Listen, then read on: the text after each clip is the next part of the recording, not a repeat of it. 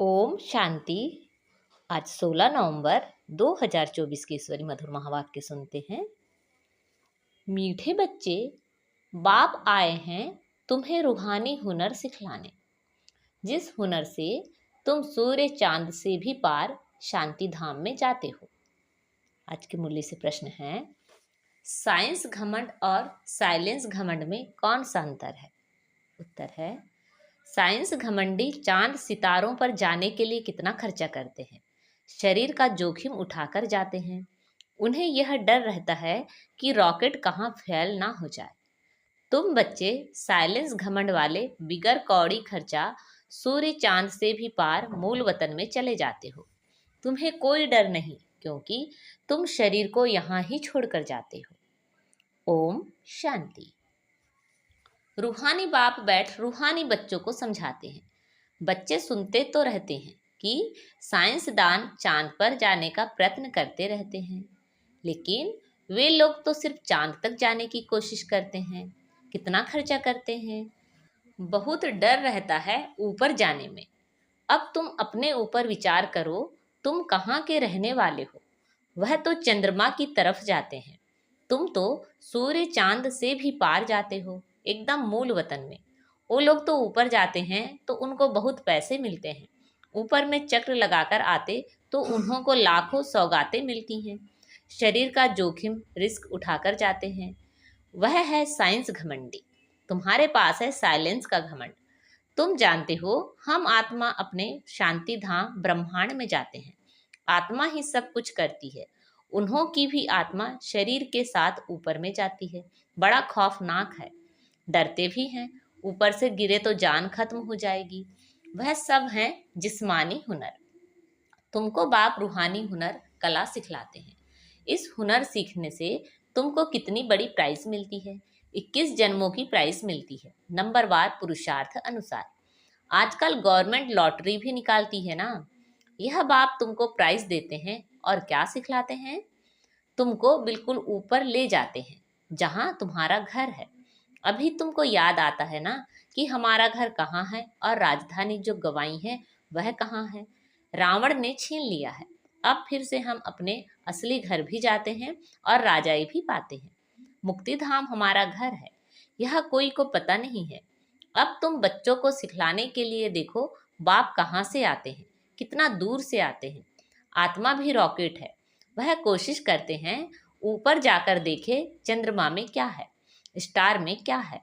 तुम बच्चे जानते हो यह तो इस मांडवे की बत्तियां हैं। जैसे मांडवे में बिजलियां लगाते हैं, म्यूजियम में भी तुम बत्तियों की लड़ियां लगाते हो ना। यह फिर है बेहद की दुनिया। इसमें यह सूर्य चांद सितारे रोशनी देने वाले हैं।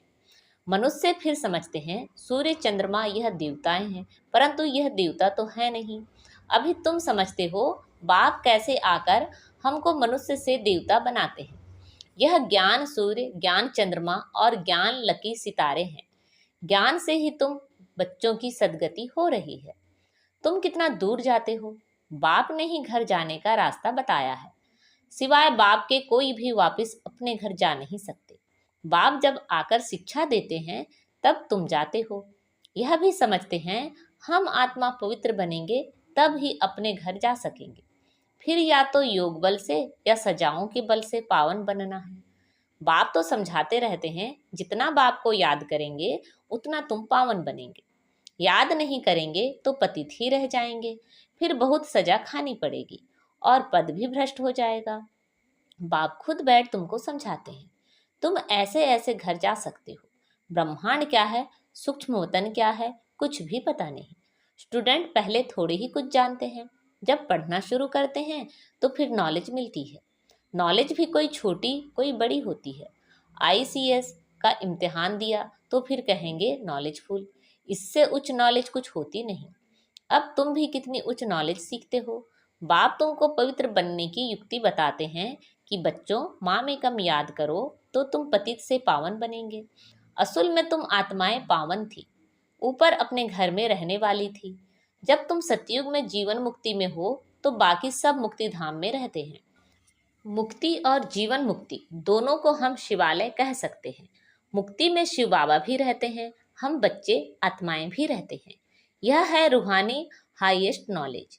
वह कहते हैं हम चांद के ऊपर जाकर रहेंगे, कितना माथा मारते हैं, बहादुरी दिखाते हैं, इतने मल्टी मिलियन माइल ऊपर जाते हैं, लेकिन उन्हों की आस पूर्ण नहीं होती और तुम्हारी आस पूरी हो जाती है। उनका है झूठा जिस्मानी घमंड, तुम्हारा है रूहानी घमंड। वह माया की बहादुरी कितनी दिखाते हैं, मनुष्य कितनी तालियां बजाते हैं, बधाइयां देते हैं, मिलता भी बहुत है, करके 5-10 करोड़ मिलेंगे। तुम बच्चों को यह ज्ञान है कि उन्हों को यह जो पैसे मिलते हैं सब खत्म हो जाएंगे, बाकी थोड़े दिन ही समझो। आज क्या है कल क्या होगा। आज तुम नर्कवासी हो, कल स्वर्गवासी बन जाएंगे। टाइम कोई जास्ती नहीं लगता है। तो उन्हों की है जिस्मानी ताकत और तुम्हारी है रूहानी ताकत, जो सिर्फ तुम ही जानते हो। वह जिस्मानी ताकत से कहाँ तक जाएंगे, चांद सितारों तक पहुंचेंगे और लड़ाई शुरू हो जाएगी। फिर वह सब खत्म हो जाएंगे। उन्हों का हुनर यहाँ तक ही खत्म हो जाएगा। वह है जिस्मानी हाईएस्ट हुनर, तुम्हारा है रूहानी हाईएस्ट हुनर। तुम शांति धाम में जाते हो, उसका नाम ही है स्वीट होम। वो लोग कितने ऊपर जाते हैं और तुम अपना हिसाब करो, तुम कितने माइल्स ऊपर में जाते हो। तुम कौन? आत्माएं। बाप कहते हैं मैं कितने माइल्स ऊपर में रहता हूँ, गिनती कर सकोगे? उन्हों के पास तो गिनती है, बतलाते हैं इतने माइल ऊपर में गए, फिर लौट आते हैं, बड़ी खबरदारी रखते हैं, ऐसे उतरेंगे, यह करेंगे। बहुत आवाज होता है। तुम्हारा क्या आवाज होगा? तुम कहाँ जाते हो, फिर कैसे आते हो, कोई पता नहीं। तुमको क्या प्राइज मिलती है, यह भी तुम ही जानो। वंडरफुल है, बाबा की कमाल है, किसी को पता नहीं। तुम तो कहेंगे यह नई बात थोड़े ही है, हर 5,000 वर्ष बाद वह अपनी यह प्रैक्टिस करते रहेंगे। तुम इस सृष्टि रूपी ड्रामा के आदि मध्य अंत ड्यूरेशन आदि को अच्छी रीति जानते हो, तो तुमको अंदर फकुर होना चाहिए। बाबा हमको क्या सिखलाते हैं? बहुत ऊंचा पुरुषार्थ करते हैं, फिर भी करेंगे। यह सब बातें और कोई नहीं जानते। बाप है गुप्त, तुमको कितना रोज समझाते हैं, तुमको कितनी नॉलेज देते हैं। उन लोगों का जाना है हद का, तुम बेहद में जाते हो। वह चंद्रमा तक जाते हैं, अब वह तो बड़ी बड़ी बत्तियां हैं और तो कुछ है नहीं। उनको धरनी बहुत छोटी देखने में आती है। तो उन्हों की जिस्मानी नॉलेज और तुम्हारी नॉलेज में कितना फर्क है। तुम्हारी आत्मा कितनी छोटी है, परंतु रॉकेट बड़ा तीखा है। आत्माएं ऊपर में रहती हैं, फिर आती हैं पाड़ बचाने। वह भी सुप्रीम आत्मा है, परंतु उनकी पूजा कैसे हो? भक्ति भी जरूर होनी ही है। बाबा ने समझाया है, आधा कल्प है ज्ञान दिन, आधा कल्प है भक्ति रात। अभी संगम युग पर तुम ज्ञान लेते हो, सतयुग में तो ज्ञान होता नहीं, इसलिए इसको पुरुषोत्तम संगम युग कहा जाता है। सबको पुरुषोत्तम बनाते हैं। तुम्हारी आत्मा कितना दूर दूर जाती है, तुमको खुशी है ना? वह हुनर दिखाते हैं तो बहुत पैसे मिलते हैं, भल कितना भी मिले, परंतु तुम समझते हो वह कुछ भी साथ चलना नहीं है। अभी मरे कि मरे, सब खत्म हो जाने वाला है। अभी तुमको कितने वैल्यूबल रत्न मिलते हैं, इनकी वैल्यू कोई गिनी नहीं जाती। लाख लाख रुपया एक एक वर्सन्स का है। कितने समय से तुम सुनते ही आते हो, गीता में कितना वैल्यूबल नॉलेज है। यह एक ही गीता है जिसको मोस्ट वैल्यूबल कहते हैं। सर्वशास्त्र में शिरोमणि श्रीमद् भगवत गीता है। वो लोग भल पढ़ते रहते हैं, परंतु अर्थ थोड़े ही समझते हैं। गीता पढ़ने से क्या होगा? अब बाप कहते हैं मुझे याद करो तो तुम पावन बनेंगे। भल वह गीता पढ़ते हैं, परंतु एक का भी बाप से योग नहीं। बाप को ही सर्वव्यापी कह देते हैं, पावन भी बन नहीं सकते। अब यह लक्ष्मी नारायण के चित्र तुम्हारे सामने हैं। इनको देवता कहा जाता है क्योंकि दैवी गुण है। तुम आत्माओं को पवित्र बन सबको अपने घर जाना है। नई दुनिया में तो इतने मनुष्य होते नहीं, बाकी सब आत्माओं को जाना पड़ेगा अपने घर। तुमको बाप भी वंडरफुल नॉलेज देते हैं, जिससे तुम मनुष्य से देवता बहुत उच्च बनते हो। तो ऐसी पढ़ाई पर अटेंशन भी जितना चाहिए। यह भी समझते हैं जैसा जिसने कल्प पहले अटेंशन दिया है ऐसा देते रहेंगे। मालूम पड़ता रहता है। बाप सर्विस का समाचार सुनकर खुश भी होते हैं। बाप को कभी चिट्ठी ही नहीं लिखते हैं, तो समझते हैं उनका बुद्धि योग कहाँ ढिक्कर भीतर तरफ लग गया है, देह अभिमान आया हुआ है, बाप को भूल गए हैं। नहीं तो विचार करो, लव मैरिज होती है तो उनका कितना आपस में प्यार रहता है। हाँ, कोई कोई के ख्याल बदल जाते हैं तो फिर स्त्री को भी मार डालते हैं। यह तुम्हारी है उनके साथ लव मैरिज। बाप आकर तुमको अपना परिचय देते हैं, तुम आप ही परिचय नहीं पाते हो, बाप को आना पड़ता है। बाप आएगा तब जबकि दुनिया पुरानी होगी, पुरानी को नई बनाने जरूर संगम पर ही आएंगे।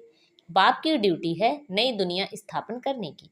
तुमको स्वर्ग का मालिक बना देते हैं तो ऐसे बाप के साथ कितना लव होना चाहिए। फिर क्यों कहते कि बाबा हम भूल जाते हैं, कितना उच्च ते उच्च बाप है, इनसे ऊंचा कोई होता ही नहीं। मनुष्य मुक्ति के लिए कितना माथा मारते उपाय करते हैं, कितनी झूठ ठगी चल रही है। महर्षि आदि का नाम कितना है, गवर्नमेंट 10-20 एकड़ जमीन दे देती है। ऐसे नहीं कि गवर्नमेंट कोई इरिलीजियस है, उनमें कोई मिनिस्टर ही रिलीजियस है, कोई अनरिलीजियस है, कोई धर्म को मानते ही नहीं। कहा जाता है रिलीजन इज माइट, क्रिश्चियन में माइट थी ना, सारे भारत को हप करके गए। अभी भारत में कोई माइट नहीं है, कितना झगड़ा मारा मारी लगी पड़ी है। वही भारत क्या था, बाप कैसे कहाँ आते हैं किसी को कुछ भी पता नहीं। तुम जानते हो मगध देश में आते हैं जहाँ मगरमच्छ होते हैं। मनुष्य ऐसे हैं जो सब कुछ खा जाएं। सबसे जास्ती वैष्णव भारत था, यह वैष्णव राज्य है ना। कहाँ यह महान पवित्र देवताएं, कहाँ आजकल देखो क्या क्या हप करते जाते हैं, आदमखोर भी बन जाते हैं। भारत की क्या हालत हो गई है। अभी तुमको सारा राज समझा रहे हैं, ऊपर से लेकर नीचे तक पूरा ज्ञान देते हैं। पहले पहले तुम इस पृथ्वी पर होते हो, फिर मनुष्य वृद्धि को पाते हैं। अभी थोड़े समय में हाहाकार हो जाएगा, फिर हाय हाय करते रहेंगे। स्वर्ग में देखो कितना सुख है। यह एम ऑब्जेक्ट की निशानी देखो, यह सब तुम बच्चों को धारणा भी करनी है। कितनी बड़ी पढ़ाई है, बाप कितना क्लियर कर समझाते हैं। माला का राज भी समझाया है। ऊपर में फूल है शिव बाबा, फिर मेरू प्रवृत्ति मार्ग है ना। निवृत्ति मार्ग वालों को तो माला फेरने का हुक्म नहीं, यह है ही देवताओं की माला। उन्होंने कैसे राज्य लिया है, तुम्हारे में भी नंबरवार हैं। कोई कोई हैं जो बेधड़क हो किसी को भी समझाते हैं। आओ तो हम आपको ऐसी बात बताएं जो और कोई बता ही नहीं सकते, सिवाय शिव बाबा के और कोई जानते ही नहीं। उन्हों को यह राजयोग किसने सिखाया, बहुत रसीला बैठ समझाना चाहिए। यह 84 जन्म कैसे लेते, देवता क्षत्रिय वैश्य शूद्र।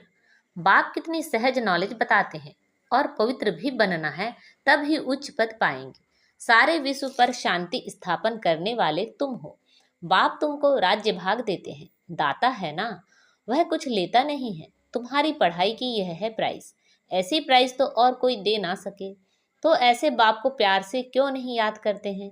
लौकिक बाप को तो सारा जन्म याद करते हो, पारलौकिक को क्यों न याद नहीं करते। बाप ने बताया है यह युद्ध का मैदान है, टाइम लगता है पावन बनने में।